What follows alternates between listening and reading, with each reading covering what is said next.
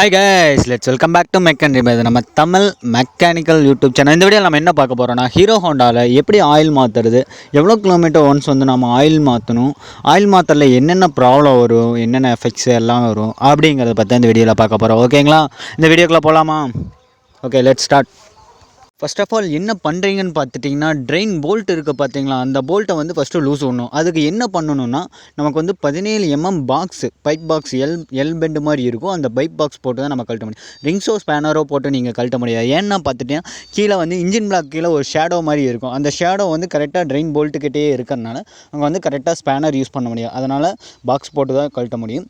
17 பாக்ஸை போட்டு நம்ம லூஸ் விட்டுக்கலாம். கிளாக் வைஸ் பார்த்துட்டிங்கன்னா டைட்டு, ஆன்டி கிளாக் வைஸ் பார்த்துட்டிங்கன்னா லூஸு. இதுதான் வந்து எல்லா போல்ட் அண்ட் நட்டுக்குமே ப்ராசஸ்ஸு. ஸோ இந்த மாதிரி வந்து ஆன்டி கிளாக் வைஸ் ரொட்டேஷனில் நம்ம லூஸ் பண்ணிக்கலாம். இப்போ லூஸ் பண்ணிவிட்டு நம்ம வந்து ஆயிலை வந்து ட்ரெயின் பண்ணிக்கலாம். ஆயில் வந்து பார்த்துட்டிங்கன்னா ரொம்ப வந்து 3000 கிலோமீட்டருக்கு மேலே ஓட்டவே கூடாதுங்க. அப்படி ஓட்டிட்டிங்கன்னா உங்களுக்கு வந்து டிப்ஸ்டிக்கில் வந்து ஆயில் லெவல் வந்து செக் பண்ணிவிட்டு தான் நீங்கள் ஓட்டணும். டிப்ஸ்டிக்கில் ரொம்ப வந்து ஆயில் லெவல் வந்து கம்மியாக இருந்துச்சுன்னா உங்களுக்கு வந்து கிளச் பேட்ஸ் எல்லாமே வியர் அண்ட் டேர் காரணமாக ஃப்ரிக்ஷன் இருக்காது. ஸோ அதனால் வந்து இன்ஜின் வந்து ஷட் டவுனாக இருக்குது சான்சஸ் இருக்குது. அதாவது பார்த்துட்டிங்கன்னா பிஸ்டன் அப்படியே லாக் ஆகி நமக்கு நின்றுக்கும். அதுக்கப்புறம் பார்த்திங்கன்னா ஃபுல்லாகவே டிஸ்மேண்டில் பண்ணி இன்ஜின் பிளாக்கை வந்து போர் பண்ணி போடுற மாதிரி தான் இருக்கும். ஸோ இவ்வளோ ப்ராசஸ்க்கு வந்து நமக்கு ஓவராக செலவாகாது. அதுக்கு நீங்கள் வந்து ஈஸியாக வந்து ஆயில் லெவல் செக் பண்ணிட்டு ஆயில் மாற்றிட்டு போயிடலாம். அந்த ப்ராசஸ் ரொம்ப ஈஸியானது. ஸோ ஆயில் லெவல் மட்டும் கரெக்டாக நீங்கள் வந்து மெயின்டைன் பண்ணால் போதும். ஃபஸ்ட்டு வந்து நம்ம ஆயிலை வந்து ட்ரெயின் பண்ணியாச்சு. இப்போ ட்ரெயின் பண்ணும்போது பாருங்கள், ஆயிலோட கலரே வந்து ரொம்ப வந்து தண்ணி மாதிரி இருக்கும். நீங்கள் தொட்டு பார்த்தீங்கன்னா புது ஆயிலோட திக்னஸுக்கும் இதில் இருக்கிற திக்னஸுக்கும் ரொம்ப டீவியேஷன் இருக்கும். பார்த்துட்டிங்கன்னா இது ஓடி ஓடி நமக்கு வந்து ஆயிலோட திக்கனே வந்து ரொம்ப கம்மியாயிரும். இப்போ டிப்ஸ்டிக்கை கழட்டிக்கலாம். இதை லூஸ் விட்டிங்கன்னா மட்டும்தான் நமக்கு வந்து இன்ஜின் பிளாக்கில் ஆயில் வந்து ட்ரெயின் ஆகும். அதாவது பார்த்தீங்கன்னா கிளச் பாக்ஸ்க்குள்ளே நமக்கு வந்து ஆயில் ட்ரெயின் ஆகும். இது வந்து பார்த்திங்கன்னா டைட்டாக இருந்துச்சுன்னா நமக்கு ஏர் வந்து பிடிச்சிக்கும். அப்படியே ஆயில் வந்து நமக்கு வந்து ஃபுல் ஆயிலும் வந்து ட்ரெயின் ஆகாது. அதனால் வந்து இதை லூஸ் விட்டுட்டு தான் ஃபஸ்ட்டு ஆயில் போல்ட்டை வந்து நமக்கு கழட்டணும். இதில் பார்த்திங்கன்னா டிப்ஸ்டிக்கில் லெவல் இருக்குது.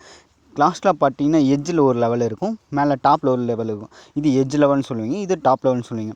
ஆயிலை ஊற்றிட்டு நீங்கள் இந்த லெவல் வந்து செக் பண்ணலாம். இது வந்து ஆயிலை ஊற்றிட்டு நான் லெவல் செக் பண்ணுறதை பற்றி அப்புறம் சொல்கிறேன்.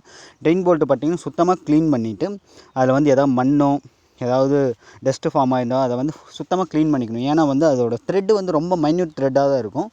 நைஸ் மரம் மாதிரி தான் சொல்லுவாங்க. அது வந்து ஒன்ஸ் வந்து மரம் போயிடுச்சுன்னா ஃபுல்லாகவே இன்ஜினை வந்து கலட்டி எடுத்து எகைன் அந்த மரம் போட்டு லேத்தில் போட்டு ரொம்ப சிரமமாயிருங்க. ஸோ மரம் போடும்போது கரெக்டாக போடுங்க. கிராஸ் மரம் ஏற்றிடாதீங்க. ஏற்றிட்டா அவ்வளோதான். ஒன்ஸ் வந்து இன்ஜினை டவுன் பண்ணணும். இல்லைன்னா உங்களுக்கு ஆயில் வந்து லீக் ஆகிற மாதிரி தான் லைட்டாக நூல் சுற்றி கூட நீங்கள் போடலாம். ஃபுல்லாக டைட் வச்சிடாதீங்க. ரொம்ப ஓவர் டைட் வச்சிங்கன்னா உங்களுக்கு வந்து மரம் போயிடும். ஸோ கேர்ஃபுல்லாக வந்து போல்ட்டை போடும்போது கேர்ஃபுல்லாக போடணும். இப்போ கேர்ஃபுல்லாக போட்டுட்டு நம்ம வந்து டைட் பண்ணுறதும் பார்த்திங்கன்னா 17 சைஸ்க்கு லெவல் டைட்டு தான் இருக்கணும். ஃபுல் டைட்டு வச்சிங்கன்னா ஒன்ஸ் வந்து அது வந்து காஸ்டியூம் பாடி இருக்குங்க பார்த்தீங்கன்னா சீக்கிரம் மரம் போயிடும். அதனால் கேர்ஃபுல்லாக வந்து இந்த மரம் போடுறதை மட்டும் கரெக்டாக போடுங்க. இப்போ போட்டுட்டு நம்ம வந்து ஆயிலை வந்து சுத்தமாக அந்த இடத்துக்கு க்ளீன் பண்ணிக்கலாம். ஏன்னா மேலே மண் இருந்தால் அது உள்ள கிளச் பேட்ஸ்குள்ளே வந்து போய் லாக் ஆகிக்கும்.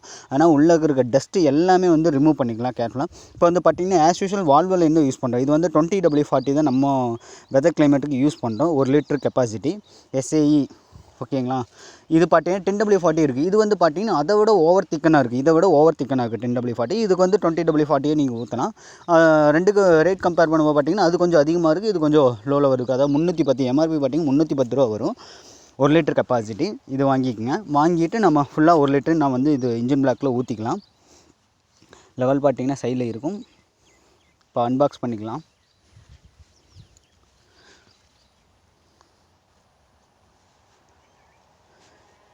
இப்போ ஆயில் பார்த்துட்டிங்கன்னா நீங்கள் வந்து ஃபுல்லாக வந்து 1 லிட்ரு ஊற்றிட்டு நம்ம டிப்ஸ்டிக் போட்டு செக் பண்ணிக்கலாம். ஆயில் வந்து நீங்கள் 900 ml ஊற்றவே கூடாது. அதாவது ரொம்ப கம்மியாக ஊற்றுனீங்கன்னா எகைன் வந்து மறுபடியும் புது ஆயில் ஊற்றி மறுபடியும் பழைய ஆயில் மிக்ஸ் பண்ணி அது எதுக்குங்க? அது புதுசாக வந்து ஒரே டைம் மாற்றுறீங்களா? ஃபுல்லாக மாற்றிடுங்க. ஃபுல்லாக ட்ரெயின் பண்ணிட்டு ஃபுல்லாக மாற்றிக்கலாம். இப்போ 1 லிட்டரு நான் வந்து இம்போர்ட் பண்ணிக்கலாம் இன்ஜின் பிளாக்கில். இது பார்த்துட்டிங்கன்னா உள்ளே வந்து கிளச் பேட்ஸ்குள்ளே வந்து வண்டி ஓடும்போது நமக்கு வந்து ஃப்ரிக்ஷன் ப்ராசஸ்க்காக வந்து லூப்ரிகேஷன் ப்ராசஸ்க்காக தான் நமக்கு வந்து ஆயில் வந்து இம்போர்ட் பண்ணுறோம். இதில் பார்த்திங்கன்னா கிளச் பேட்ஸ்குள்ளே கீழே ஒரு சம்ப் இருக்குது. அந்த சம்புக்குள்ளே எப்போவுமே ஆயில் இருந்துகிட்டே இருக்கணும். அந்த சம்புக்கு கீழே ஆயில் லெவல் போயிடுச்சு அப்படின்னா நமக்கு கிளட்ச் பேட்ஸ் வந்து ரொம்ப தேஞ்சு போய் சுத்தமாக பிளாக் ஆகி தான் இன்ஜின் பிடிச்சி தான் வண்டியே நிற்கும். அந்தளவுக்கு ஆயில் லெவல் போக விடாதீங்க. இப்போ வந்து டிப்ஸ்டிக் போட்டு நம்ம செக் பண்ணி காட்டுற பாருங்கள்.